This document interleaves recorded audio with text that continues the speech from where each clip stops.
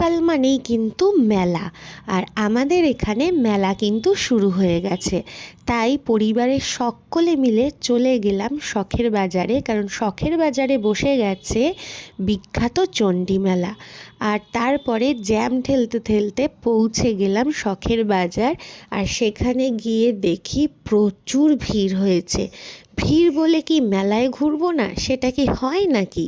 আর মেলা মানেই কিন্তু হরেক রকমের জিনিস, আর তার সাথে সাথে পেট পুজোরও কিন্তু ভরপুর সম্ভার রয়েছে। আর এখানে রয়েছে সফট টয়েস, সাথে কানের, চুলের ক্লিপ, আর কি না কি, যেগুলো দেখতে ভীষণ ভালো লাগে। তবে যেটা আমার সব থেকে ভালো লেগেছে সেগুলো হচ্ছে এই মাটির তৈরি খেলনাগুলো।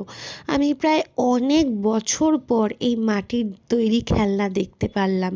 আগে ছোটোবেলায় অনেক দেখেছি, কিন্তু এখন আর দেখাই যায় না। তবে মেলাটির নাম যেহেতু চণ্ডী মেলা, খুব স্বাভাবিক, মা চণ্ডী পুজোকে কেন্দ্র করেই কিন্তু এই মেলাটি গড়ে ওঠে। আর এই হচ্ছে মা চণ্ডী, দেখো কি সুন্দর লাগছে সাজানোর পর। আর যেরকম দুর্গা পুজোয় ভিড় হয় ঠিক তেমনি ভিড় হয়েছে, মানে ভিডিও করতে তো আমার প্রচণ্ড কষ্ট হচ্ছিল। আর আমার মেয়ে তো মেলায় আসে এটাতে লাফাবে বলে। প্রচুর লাফালাফি করার পর আমাদের পেয়ে গেল প্রচুর পরিমাণে খিদে। তাই জন্য আমরা ঝটপট করে অর্ডার দিয়ে দিলাম ফিশ ফ্রাই। ফিশ ফ্রাইটা দারুণ ছিল খেতে। আর দেখলাম এখানে কুলহার পিৎজা বিক্রি হচ্ছে, তাই ভাবলাম একটা ট্রাই করা যাক।